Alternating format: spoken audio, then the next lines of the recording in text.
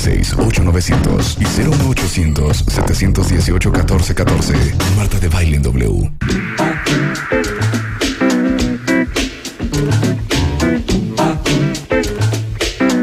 Bueno, 11:03 de la mañana, después de esta risa y risa, ahora sí nos vamos a poner a trabajar, cuentavientes.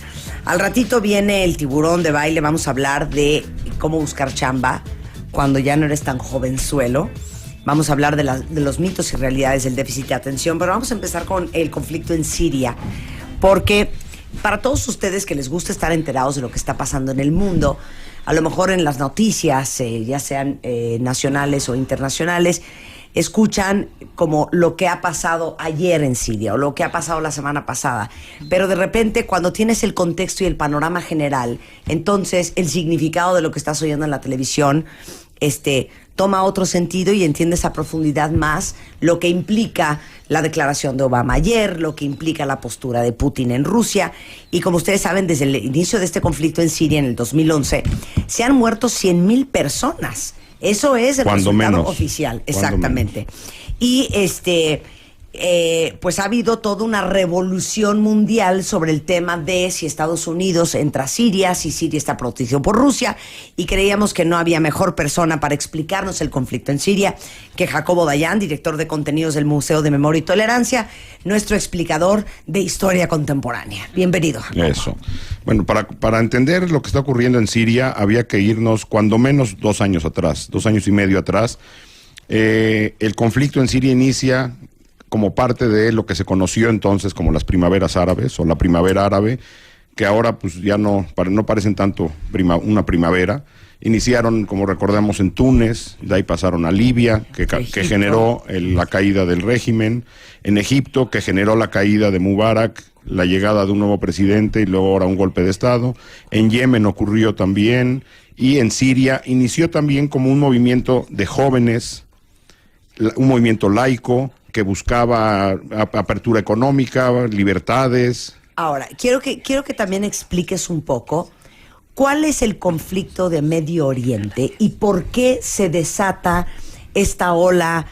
Yo me arrancaría desde Irak hasta Libia, en efecto Egipto, en efecto Túnez, pero que se contagia. Bueno, toda la región está...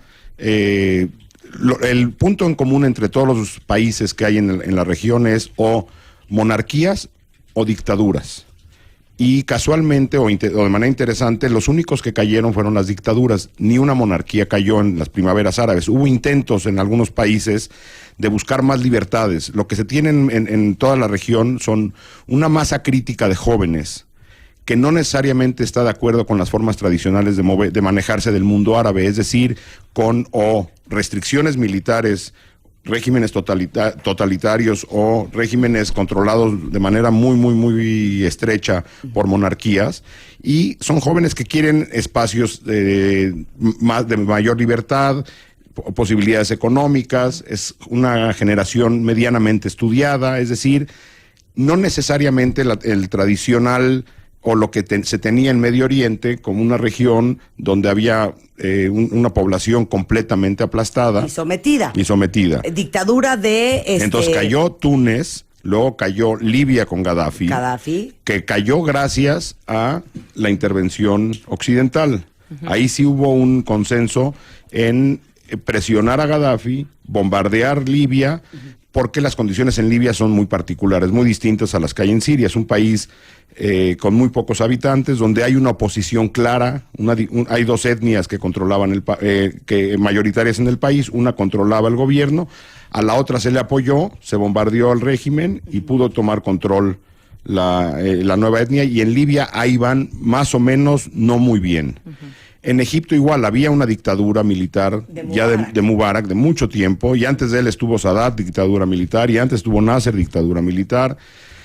Lo que los jóvenes querían era la caída del régimen. El ejército sacrificó a Mubarak. Mubarak es parte de este ejército que tiene un respaldo importante de los Estados Unidos, y lo sacrifica. Llaman a elecciones por primera vez, y como en países donde hay un régimen que controla demasiado, la sociedad no está organizada. Es que déjeme darles un poco de contexto. Mubarak estuvo 30 años en el poder. Imagínense ustedes estar descontentos con el presidente de este país y tener que chutarse al presidente no 6 años, no 4 como en Estados Unidos, o 8 si hay una reelección. 30 años de manera consecutiva. 30 años viviendo bajo un régimen de excepción, es decir, se vivía permanentemente sin garantías individuales. Podía detenerlo a quien sea en la calle con cualquier sospecha, encarcelarlo. Entonces las libertades no estaban en esos países. Se llama elecciones en Egipto y el único grupo organizado es el clero, ¿sí? El Islam organizado, que es, en este caso, es la Hermandad Musulmana en Egipto, que es un Islam moderado. Ganan las elecciones, ganan el Parlamento, pero no llaman a un gobierno de unidad. Es decir, todas las peticiones de los jóvenes egipcios que salieron a la calle no se vieron reflejadas en gobierno. Y después de un año exigieron la salida y salieron a las calles y presionaron de vuelta. La presión fue a tal magnitud que el ejército tuvo o decidió tirar al régimen, hacer un golpe de Estado literalmente y tomar el control del país. Aquí la discusión o el dilema es si a Occidente no le gusta este gobierno y a los militares no les gusta el gobierno que se generó con Morsi, si es lícito un golpe de Estado. Evidentemente no hay golpes de Estado democráticos. Claro, ¿sí? Claro. Entonces, la situación en Egipto es muy delicada porque otra vez está gobernando quien estaba antes de que iniciara todo esto. Nada más que, en vez de que esté Mubarak, hay uno nuevo. A Mubarak, que estaba en juicio, en prisión, ya salió. Entonces, en Egipto no funcionó. En Yemen fue muy, muy reprimida también la primavera árabe y no están solucionándolo de manera tersa, vamos, porque no hay sociedad civil organizada, no hay grupos políticos, no hay una estructura democrática, no se puede tener democracia de un día para otro si no hay instituciones y si no hay gente comprometida con la vida en este formato. En Siria lo que se tiene Siria es un país de mayoría suní. En el mundo islámico hay dos grandes grupos, los sunitas, que son la mayoría del mundo islámico, en todos los, de los 1.500 millones de musulmanes, la gran mayoría son sunís, que son los medianamente moderados o los moderados, y el chiismo o los chiitas, que son la minoría, nada más son mayoría en Irán, en Irak y en Bahrein. Quien gobierna en Siria es una minoría alawita, parte del chiismo, chiita. El presidente actual, Bashar al-Assad, también es un dictador que heredó el puesto de su padre. Claro, y que iba en ese camino, porque, sí. Vamos, empezó en el 2000, ¿no? Entonces, lo que tienen ahí ya lleva 12 años en el poder, 13 años. Y el padre tuvo muchos más. Lo que se tiene ahí es una minoría gobernando a la mayoría suní. Eso genera tensión al interior. Pero espérame, Bashar es chiita. Es alawita, una secta del chiismo. Sí. Ahora, ¿quién apoya este régimen hacia afuera? Vamos a ver los jugadores externos. Los gobiernos chiitas. Irán, el más importante. Entonces, el mayor apoyo regional de Siria es Irán. Otro grupo que apoya de manera importante al régimen de Siria en la región es el grupo armado en Líbano, el Hezbollah. Es un grupo armado chiita también, que es parte de todo un acuerdo regional para tomar el control político de la región desde el chiismo. Ahora en Irak, que la incursión norteamericana no funcionó, o sea, se invadió Irak buscando armas de destrucción masiva nunca encontradas, y Irak y Afganistán, que son los dos países a los que entró Estados Unidos, hoy son un caos tremendo. La cantidad de atentados en Irak y en Afganistán son casi del diario. Hay una profunda ingobernabilidad en Irak, hoy gobernada por chiitas también, es decir, no le funcionó a los Estados Unidos su incursión, que tuvo que salirse por problemas presupuestales y la presión interna de la población norteamericana, que ya no quería continuar con estas guerras, sobre todo también la parte económica. Entonces se tiene a Irán como aliado, al Hezbollah como aliado del gobierno de Assad. ¿Quiénes están apoyando a los rebeldes dentro de Siria? Por rebeldes hay que entender que hay muchos grupos. Ese es parte del problema en Siria, a diferencia de lo que ocurría en Libia, donde había un grupo claramente identificado que podía oponerse al régimen de Gaddafi y tomar control del país entero.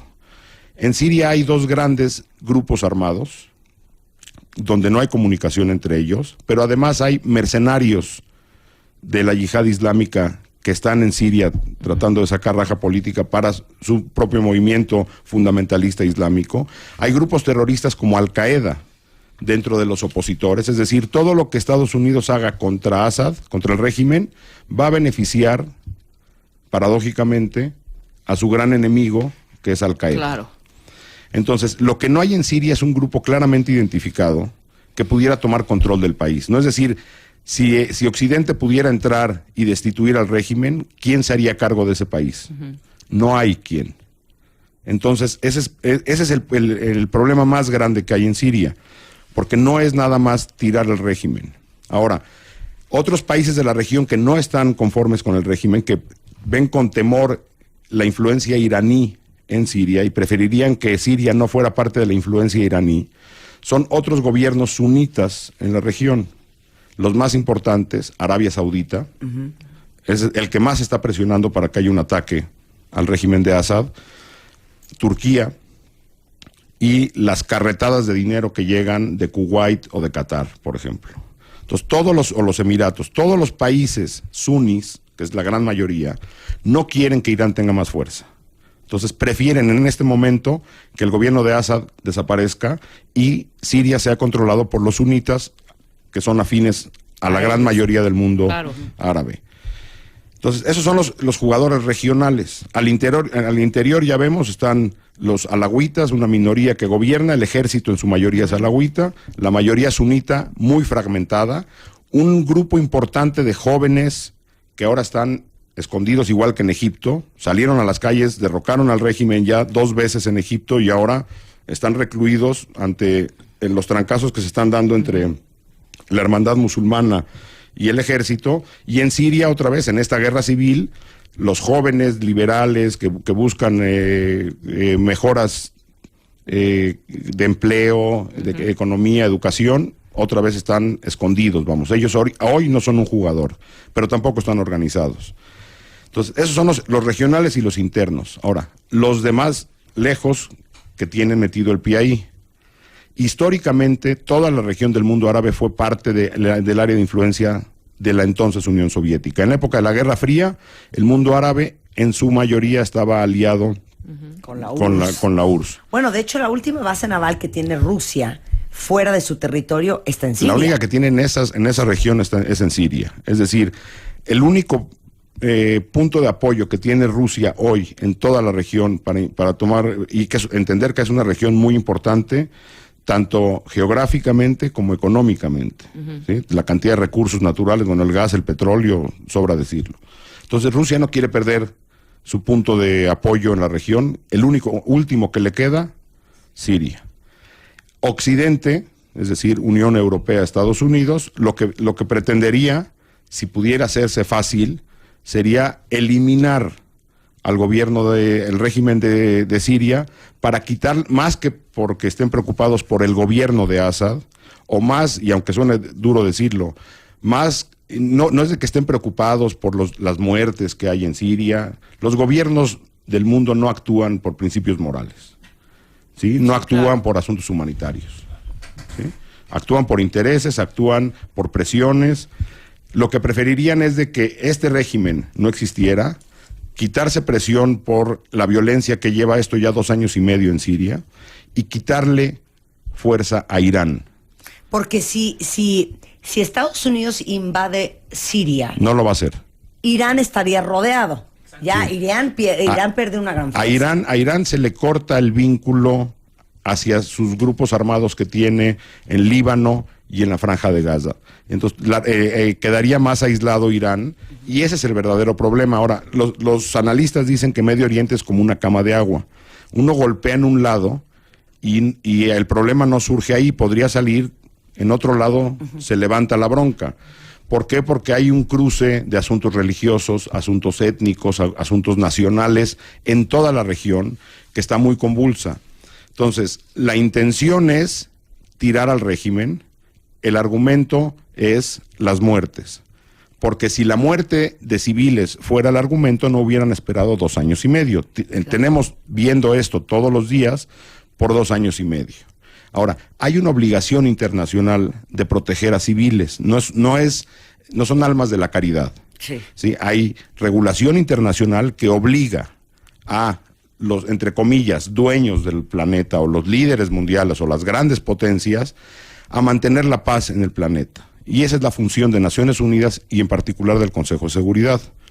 Entonces, en el Consejo de Seguridad más de una vez ya se ha tratado de pasar propuestas para intervenir en Siria, que son avaladas por Occidente y vetadas por Rusia y China, que tampoco quiere ver a los Estados Unidos y a Europa incrementar su área de influencia, ¿sí?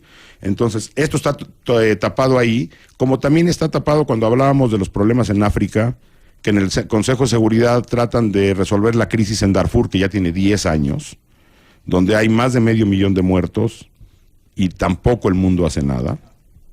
Y entonces esto ha ido creciendo. Ahora, esta responsabilidad de proteger se convierte en más importante cuando los crímenes que se cometen van rebasando ciertas barreras que como humanidad hemos dicho, esto no lo podemos tolerar. Que es el tema del uso de armas químicas, exactamente. El gas sarín. Vamos a darles contexto, cuentavientes. El pasado 21 de agosto, lo que desató que esto se pusiera más en la cara de todos los noticieros y que fuera un tema más importante a nivel mundial, fue que se dice que Assad usó gas sarín a las afueras de Damasco y mató a más de 1,429 personas, entre ellas 400 niños. Así es. Entonces, lo que como humanidad nos hemos dado para protección es una serie de reglas que están normadas en los crímenes de guerra, crímenes contra la humanidad y genocidio en particular, que el Consejo de Seguridad, en teoría, tiene la obligación de proteger y de prevenir. Entonces, mientras se vayan matando normal, se fueron haciendo los locos, las grandes potencias. Sí. Cada tanto había condenas a la violencia, pero no había una mano fuerte que dijera hasta acá. Las escenas, la utilización de armamento químico no fue apenas. Ya tiene varios meses. Obama había dicho, si se usa armamento químico, intervendremos. Se usó armamento químico por los dos lados, el régimen y los rebeldes. ¿Sí? Entonces, al régimen lo sigue armando Irán y Rusia, y a los rebeldes lo sigue armando Estados Unidos, la Unión Europea dando apoyo logístico, Turquía, Arabia Saudita, la Unión Europea, Qatar, etcétera. Entonces, es un empate técnico-militar eso. Lo único que va generando es una escalada de violencia, porque si tú y yo nos estamos agarrando a golpes y estamos por meses empatados, lo único que podría desbalancear esto es que yo tenga más apoyo o tú tengas más apoyo, o yo empiece a cometer peores crímenes para golpearte. Entonces se empezaron a usar armas químicas de los dos lados. Eso está regulado y eso ya es un escándalo. Pero es un escándalo que decenas de países han utilizado en la historia reciente. O sea, Estados Unidos, en Vietnam, había que recordar la fotografía famosa de la niña que va corriendo desnuda con todo atrás quemado con la utilización del napalm, o la utilización de fósforo blanco, un armamento químico prohibido y muchos países lo han utilizado. Rusia lo ha utilizado en Chechnya. Es decir, esto es común. Lo que ya empieza a ser un escándalo real es gasear gente. La última vez que vimos que alguien gaseó, literalmente gasear personas, fue Saddam Hussein a la población kurda en el norte de Irak, dentro del conflicto entre Irán e Irak, a finales de los 80. ¿Sí? 5,000 kurdos fueron gaseados y fue un escándalo. No se intervino Irak en ese momento. La intervención a Irak no fue por gasear gente. El mundo lo permitió. Antes de Saddam Hussein, quien gaseó fue la Alemania nazi. Wow. No hay más. Antes de eso, en la Primera Guerra Mundial fue muy utilizado el gas, y ahí fue donde la comunidad internacional dijo, esto no se vale. Esto ya sobrepasa, si es que existe, la ética de los guamazos o la ética de la guerra. 'Huh. 'Entonces, no podemos tolerar el gaseo de población civil. 1,500, el que reporta esto es Médicos Sin Frontera. Aparentemente, y repito, aparentemente, el ataque provino del régimen de Assad. Lo que Rusia está diciendo hoy es, y las declaraciones, y Rusia se ha ido aflojando de a poco, porque Rusia había estado vetando esto en el Consejo de Seguridad, es, si se llegara a demostrar que el ataque provino del régimen, estaría dispuesto a aceptar una intervención. Gran Bretaña ya también votó y no le dio permiso a Cameron de entrar a atacar. ¿Por qué? Porque hay un trauma de la última vez que fueron engañados por el gobierno de Bush, diciendo hay que ir a quitarle armas de destrucción masiva a Irak, y nunca hubo. Entonces, la población, tanto en Francia, que él dijo, el presidente dijo, yo sí voy, la población francesa no apoya esto, la población inglesa tampoco apoya, y el Parlamento le dijo a Cameron, si no hay pruebas no vamos. En Estados Unidos dicen tener pruebas. Para que un ataque norteamericano y francés, y hay varios países más que se sumarían, que no tienen el peso en el Consejo de Seguridad, como Arabia Saudita o Turquía, tenga una validez y un respaldo internacional, tendría que pasar por el Consejo de Seguridad. Pasando por el Consejo de Seguridad, si y presentando las pruebas, si Rusia lo vuelve a vetar, habría una justificación, aunque sea moral, de que Rusia está bloqueando esto y había que intervenir. Ahora, la pregunta que tendríamos que hacernos es si sirve de algo intervenir, porque lo que aparentemente va a hacer Estados Unidos es un ataque aéreo pequeño, ¿sí? Nada más como simbólico, diciendo, aquí el que manda soy yo. Es que ese es exactamente el punto. Porque lo que Obama está pidiendo permiso al Congreso para como simplificarlo. Aunque el Congreso no lo ha aprobado, lo aprobó un comité que todavía tiene que ir al Senado. Exacto. Pero el plan de Obama es, a ver, vamos a lanzar misiles desde 5 destructores o 5 portaaviones que están en el Mediterráneo durante 2 o 3 días. Y él está pidiendo permiso de utilizar al ejército de Estados Unidos según él considere apropiado, en conexión con el uso de las armas químicas y otras armas de destrucción masiva. Sí. En Siria. El Senado ya dijo, pero no hay a pie. Pero no va a invadir el territorio. Sí. A pie no se entra. Claro, a pie no se entra. Esto va a ser desde el mar. Así es. Entonces, ¿qué va a pasar? Seguramente va a haber unos 2, 3, 4 días de ataques. Se va a esperar Estados Unidos, si es que se dan estos ataques, junto con Francia. Ojalá fuera a través del Consejo de Seguridad, porque le daría mucho más peso internacional. E irá viendo cómo reacciona el régimen. Atacará puntos estratégicos, pero el mensaje final realmente... Es un estate quieto. Es, no se anden matando así, mátense normal. Hacemos una pausa y regresamos con el conflicto en Siria y la explicación de Jacobo Dayan. No se vayan. ¿Quieres que te contestemos? Habla. Your call will be answered as soon as possible. Habla. 5166-8900 y 01800-718-1414. Habla. Marta de Baile en W. Thank you for calling. Cuentavientes, dándoles un poco de contexto sobre la historia contemporánea de nuestro mundo, estamos hablando con Jacobo Dayan, nuestro explicador, historiador moderno, sobre el conflicto en Siria, para que la próxima vez que vean noticias en la televisión, que lean algún periódico sobre en qué va el conflicto de Siria entre Estados Unidos, la Unión Europea, Rusia, China, qué dice Irán, que entiendan un poco más de lo que estamos hablando, cosa que empezó hace ya 2 años y cosa que se ha hecho un escándalo desde el 21 de agosto, cuando se dice que no se sabe si fue el gobierno. Parece que fue el gobierno, pero no. O si también fueron los rebeldes.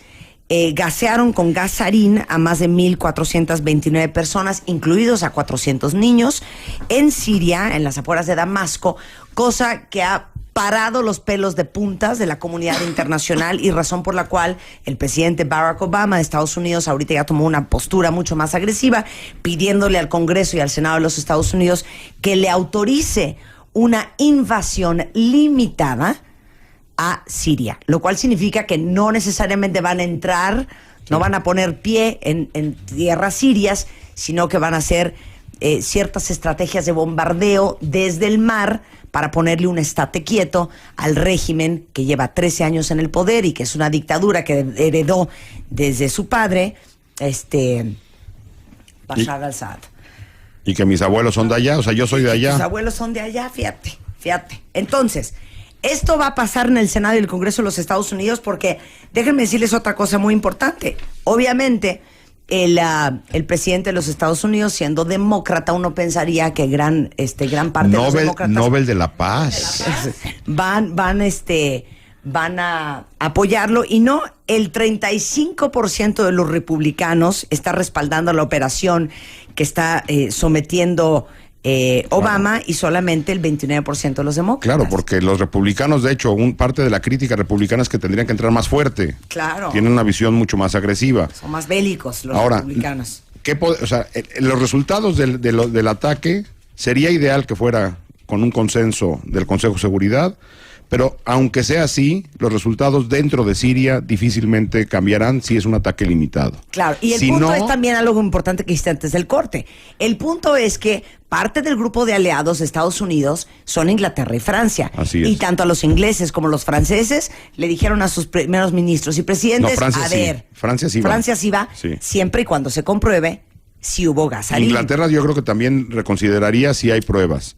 Ahora, eso tampoco garantizaría que después, si es que llegara a caer el régimen, haya algo congruente y transitable dentro de Siria. Lo que viene en Siria son años muy difíciles, aunque caiga el régimen. Ahora, hay 6 millones de personas de un país de 20 que han tenido que desplazarse. 4, casi 5 millones internos y 2 millones de refugiados en países vecinos. Nada más para que veamos el tamaño de crisis humanitaria que hay ahí. ¿Sí? 1 de cada 3 sirios ya salió o se movió. Ahora, si llegara a haber un ataque, ¿qué es lo que podríamos esperar? Si es un ataque corto, lo más seguro es que no ocurra nada más que ese ataque y Estados Unidos ponga, o la comunidad internacional, un hasta aquí, hasta dónde se puede utilizar qué tipo de armamento. Si esto continuara, el riesgo que hay es de que esto se contagie en otros países, principalmente en Líbano. ¿Sí? Es muy probable, o es probable, que de continuar o de alargarse un ataque, la milicia chiita en Líbano, Hezbollah, inicie ataques tratando de involucrar a otros países y convertir esto en un asunto nacional o árabe. Como ocurrió en la época de la Guerra del Golfo, donde Saddam Hussein comenzó a lanzar misiles a Israel, tratando de que Israel se meta y juntar con esto una crítica del mundo árabe hacia el conflicto.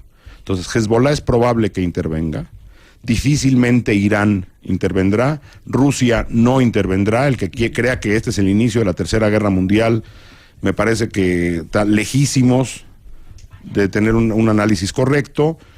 Desgraciadamente lo que se podrá esperar son ataques cortos y hasta que no haya una negociación diplomática para tratar de terminar la crisis siria, no habrá salida a esto. Con ataques desde fuera no se logrará gran cosa. Y si no hay un apoyo real a un cambio de régimen o a una negociación entre las partes, la situación en Siria va a ser muy, muy delicada en los próximos años. Claro. Lo que sí urge es detener la masacre. Ese sería como el mensaje final de que como humanidad no podemos seguir tolerando 2 años y medio. Tenemos como referente, ojo, el conflicto en los Balcanes en los 90. De continuar escalando esto, que se convierta esta guerra civil en un genocidio como ocurrió en Bosnia, no es lejano. ¿Sí? Hay mucha población, grupos étnicos amenazados dentro de Siria que podrían ser, o podría haber un intento por exterminar a estos grupos, además de ya la crisis que existe y la cantidad de muertos. Pero hoy por hoy, no importando lo que suceda, ustedes ya tienen un contexto más claro de cuál es el tema y por qué toda la comunidad mundial está volcada sobre el tema en sí. Nada más para terminar, hay que ver qué ocurre en el G20 ahora, que Putin anunció que quiere discutir el tema sirio en la reunión del G20, a ver qué pasa ahí. ¿Y si se va a reunir con Obama? Pues Obama dijo, yo no me junto con eso. Sí, bueno, aparte Rusia y Estados Unidos tienen un problema por lo de Snowden, adicional a esto. Claro, que Snowden está ahí, está en Rusia. Entonces hay un problema adicional entre Estados Unidos y Rusia, pero si Putin quiere poner esto a discusión en el G20, creo que sería bueno, sería positivo. Muy bien, pues Jacobo, un placer. Gracias. Muchas gracias. Jacobo espérate, es nada más. ¿Qué? me dijeron que tengo un encargo, que ya hay ¿cuál? muchos fans tuyos en el museo. Dile a todos los fans del museo Que les los mandes amo. un saludo a Edith, a Edgar, a Marquito. Edgar, Edith, Marquito, les mandamos besos. Eso. Díganle a su patrón que la próxima vez que venga los traiga para que vean cómo hacemos el programa en vivo. Jacobo Dayan es director del Museo de Memoria y Tolerancia, que está en el Centro Histórico. Así es. Y bueno, pues ahí los esperamos con exhibiciones que tienen que ver exactamente con estos temas de genocidios, crímenes contra la humanidad, derechos humanos, discriminación, etcétera. Vale la pena ver ese museo. Tiene que ver con nosotros hoy, aquí y ahora. Y les digo algo, alguien me dijo el otro día, oye, fui al Museo de Memoria y Tolerancia. Es más, una amiga mía que vino de Guadalajara y no conocía el museo, se quedó con la boca abierta. Wow, muy bien. Porque hay museos y el Museo de Memoria y Tolerancia Así que es. lo han hecho, bueno, primer mundo, first class. Ahí estamos, enfrente de la Alameda, en el Centro Histórico de la Ciudad de México. Vayan o consulten en la página del museo www.memoriatolerancia.org. Y si ustedes quieren recomendarle una canción, una música, son expertos en música clásica, quieren compartir su experiencia con Jacobo Dayan, está en Twitter, en Dayan_Jacobo. Vayan al cine a ver Bárbara, la película alemana. Ok. Es que otra cosa depresiva. No la vi, pero lo que sí, si pudieron ver algo del Festival de Cine Alemán, fue maravilloso, sobre Tú traes todo un rollo con Alemania muy cañón.